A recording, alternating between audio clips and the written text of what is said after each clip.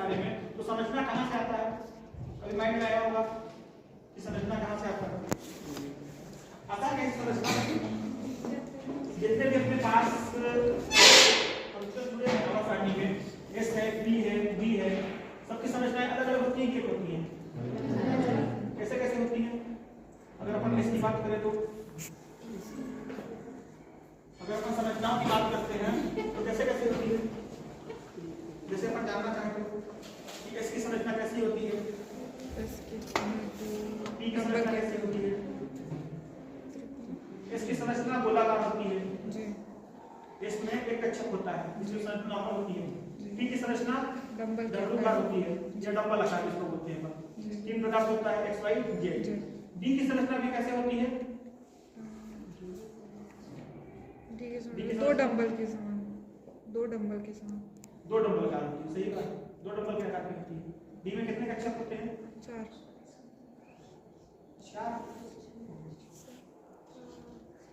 कितने होते हैं डी में? पांच होते हैं। एस में तीन हो गए, एक, तीन, 5 और 7 कितने होते हैं? 5 होते हैं। मतलब इतना बनती है एस, पी और डी कक्षकों के आधार पर ही बनती है, इसके आधार पर। जैसे आपको रिपोर्ट दी है तो आपको बताया थे, जैसे इसमें दिया हुआ संरचना, ये कोई दिया हुआ है, बनाया हुआ है, इसमें क्या है, यहाँ पे क्या है, केंद्रीय धातु है, ये यहाँ पे केंद्रीय धातु है, एक यहाँ पे केंद्रीय धातु है, इस वाले में यहाँ पे केंद्रीय धातु है, ऐसे करके मिला हुआ है इसमें। इस संरचना का प्रकार वाले देखो, sp2 के लिए है, sp3 के लिए है, sp3d के लिए है, sp3d2 के लिए है। ये वाला और ये वाला, ये आप लोग को इंपॉर्टेंट स्ट्रक्चर है। जैसे इसका हिंदी में नाम दिया हुआ है, ये दिया हुआ है वर्सोथली, त्रिकोणी, द्विपिरामिडी, बहुपिरामिडी, अष्टफलकी। तो आपको ये मिलेगा आगे चलकर ऑक्टाहेड्रल इसको बोलते हैं, अष्टफलकी, और इसका आधा मिलेगा चतुष्फलकी, इसको अपन बोलते हैं टेट्राहेड्रल। दो प्रकार का आपको संरचना मिलेगा, टेट्राहेड्रल और ऑक्टाहेड्रल। इसकी शुरुआत होगी क्रिस्टल फील्ड सिद्धांत के द्वारा, जिसको अपन शॉर्ट फॉर्म में सीएफटी बोलते हैं, क्रिस्टल फील्ड थ्योरी। ठीक है, ये जैसे ऊर्जा आरेख बनाने का तरीका है, ऊर्जा आरेख जैसे अपना दिया हुआ है यहाँ फर्स्ट ईयर में, जिसको अपन बोलते हैं एमओटी थ्योरी के द्वारा, क्या बोलते हैं उसको, अपन लोग क्या करते हैं, बंधन क्रम, बॉन्ड ऑर्डर बोलते हैं, बंधन क्रम या अवान्त क्रम बोलते हैं, जिसमें संरचना दिया हुआ है N2 का, O2 का, CO का, निकालते तो पता होगा तो क्लियर करना। ये अपने को मालूम होना चाहिए। जैसे आप लोगों को पहले ही बता चुके हैं कि कम से कम परमाणु क्रमांक 1 से लेकर 20 तक के तत्वों का इलेक्ट्रॉनिक विन्यास, उनका द्रव्यमान, एटॉमिक मास 32 का, दूसरा को नहीं कर सकते।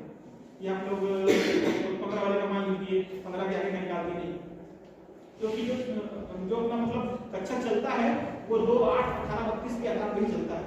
उसके बाद लास्ट में 8, 8, 8 करते करते अनंत तक पहुंचता है। ये सिद्धांत होता है। ये मतलब क्या बेसिकल थ्योरी है बनाने का अपने पास। ये सब मेरे ख्याल से जानते होंगे आप लोग, बहुत लोग जो शुरुआत की होगी, शुरुआत में पढ़े होंगे। तो ये था अपने पास पूरा सेफ्टी के बारे में। इसको और बढ़ा के देखते हैं आगे क्या है। आगे दिया हुआ संरचना के प्रकारों के बारे में, जैसे ये संरचना वर्क्स ऑफ द ये नहीं मिलेगा आपको पहले, ये सब खत्म हो जाएंगे, ये सब कुछ नहीं मिलेगा।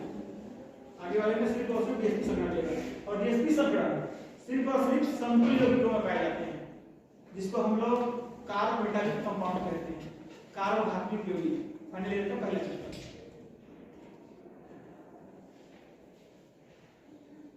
तो जिसको समझ में नहीं आ रहा है वो पहले बीबीटी को पढ़ ले, क्योंकि बीबीटी इस साल से समाप्त हो जाएगा। बीबीटी का जो मतलब रूल था, रेगुलेशन था, वो यहाँ तक ही सीमित था, सेकेंड ईयर तक। अब बीबीटी की वैल्यू खत्म हो जाती है। अब अपने पास सिर्फ और सिर्फ सीएफटी रहेगा। अब सीएफटी का आधार पर मतलब इलेक्ट्रॉन भरेंगे, ये संकट ये दिया हुआ जैसे ये इसका संकट दिया हुआ है। ठीक है, BeCl2 साफ दिया है। इस कक्षक है, इसका एक कक्षक होगा, ठीक है, कक्षक बनाएंगे, sp कर दिया अपन, मतलब इसका BeCl2 मतलब hydrogen helium lithium gallium boron 4 1s2 2s2 2s2 में गया। अब 2s2 में जब गया है तो 2s2 के बाद वो क्या करेगा, दूसरे कक्षक में कूदेगा, जिसको अपन बोलते हैं उत्तेजित अवस्था या एक्साइटेड स्टेट बोलते हैं। इसका तो ये क्या है, यहां पर पहले वाले के लिए खत्म हो गई वजह से माइनस का कक्षक भाग ही नहीं लेगा संकट में, सिर्फ और सिर्फ 2s का भाग लेगा। तो 2s का जो एक इलेक्ट्रॉन है तो यहां चला गया, कक्षक लिया आपस में ओवरलैपिंग, अतिव्यापन कर लिया। अतिव्यापन करने के बाद जांच पर कैसे करते हैं हम, इसमें नहीं किया हुआ है, वो होता है संतृप्त अवस्था। वहां से अपना संकरण समाप्त हो गया, नीचे बना के लिख दिए Cl Cl2 हो गया, ये हो गया BCl2। ये द्विपक्षीय संकरण हुआ sp संकरण। अब इसकी परिभाषा क्या बनेगी अगर बनाएंगे तो? अपन पहले से जानते हैं कि संकरण की परिभाषा क्या है ना, अपन समझ गए। इसकी परिभाषा क्या बनेगी कि S का एक अक्षर P के एक अक्षर के द्वारा समान आयाम, आवृत्ति और ऊर्जा के द्वारा उतनी ही संख्या का नया कक्षक उतनी ही समान आयाम, ऊर्जा और आवृत्ति का बनाता है। तो ऐसी घटना में sp संकरण होता है, sp संकरण कहलाता है। ये होता है sp संकरण के लिए केंद्रीय परमाणु अवलंबन Cl।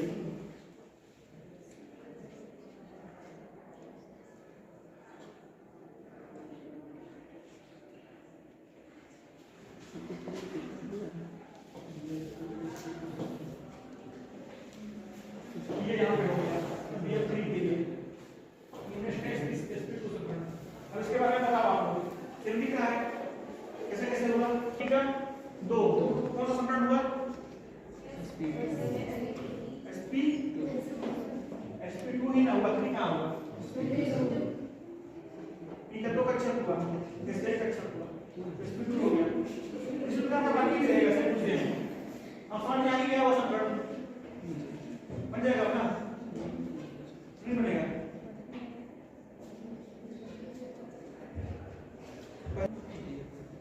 ये इसकी समझ में आया है?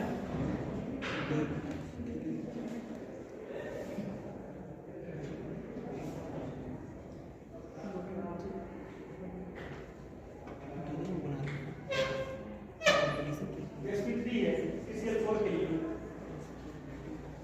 CCl4 को क्या बोलेंगे? कार्बन